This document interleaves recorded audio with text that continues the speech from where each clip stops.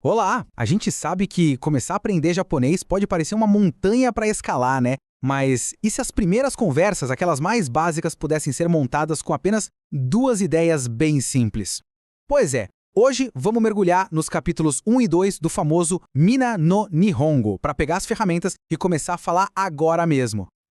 Quando a gente abre um livro de japonês pela primeira vez, dá de cara com todos aqueles caracteres. É super normal pensar, meu Deus, por onde eu começo? Mas a verdade é que o início de toda a comunicação em japonês se baseia em duas ideias muito, mas muito simples. É isso aí. Basicamente, quem e o quê. Primeiro, a gente aprende a falar sobre identidade, ou seja, quem somos nós e quem são as outras pessoas. E logo depois, a gente aprende a falar sobre o mundo à nossa volta. O que são as coisas? Só com esses dois pilares, sério, o universo de comunicação já começa a se abrir. Então vamos começar pelo mais fundamental de tudo: se apresentar e apresentar os outros. O capítulo 1 nos dá a ferramenta principal para isso. E olha, não é só sobre gramática não, é sobre construir uma identidade nesse novo idioma. E aqui está a fórmula mágica. A wa desu. O a é o nosso tópico, a pessoa ou a coisa de que estamos falando. A partícula wa, que a gente lê como wa, funciona como se fosse um holofote, sabe? Ela diz, ei, presta atenção aqui, que eu vou falar sobre isso. E o desu lá no final dá aquele toque de polidez que é super importante na cultura japonesa. Montar a frase é como montar um quebra-cabeça de 4 pecinhas. Primeiro, o tópico, watashi, que significa eu. Depois, o nosso holofote, wa. Em seguida, a informação principal, gakusei, que é estudante. E para fechar com chave de ouro, a polidez, desu. Juntou tudo? Watashi wa gakusei desu. Simples assim. E o mais legal dessa estrutura é que ela é super versátil. Dá para trocar as peças A e B para falar de qualquer pessoa.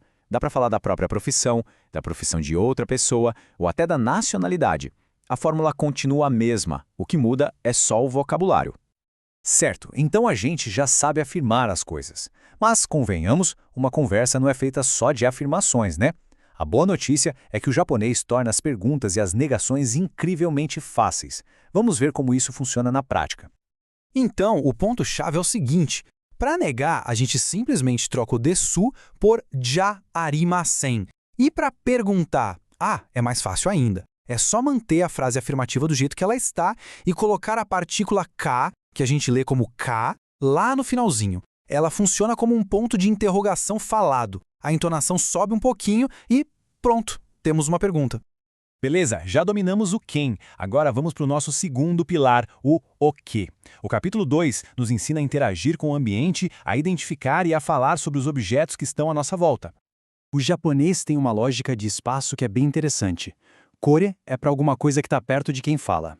Sore é para algo que está perto de quem está ouvindo. E are é para aquilo que está longe dos dois. Isso transforma qualquer lugar numa sala de aula ambulante. E aqui tem um detalhe que é super, super importante. Kore, sore e are são pronomes, ou seja, eles entram no lugar do nome do objeto. Mas, se a gente quiser especificar tipo este livro, aí usamos kono, sono e ano, sempre seguidos do substantivo. Konohon, sonokasa, a regra da distância é a mesma, mas a estrutura da frase muda um pouquinho.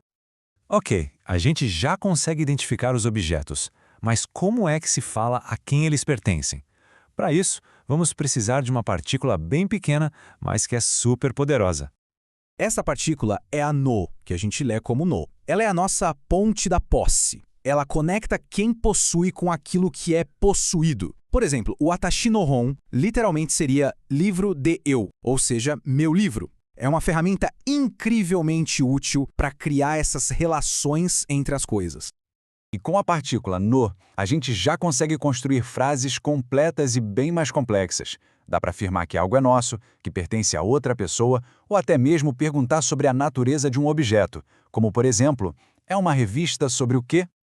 Entender as regras é só o primeiro passo, né? Mas como é que a gente faz para esse conhecimento todo virar algo natural, automático? Bom, a chave está na prática ativa, em transformar a teoria em uma habilidade de verdade.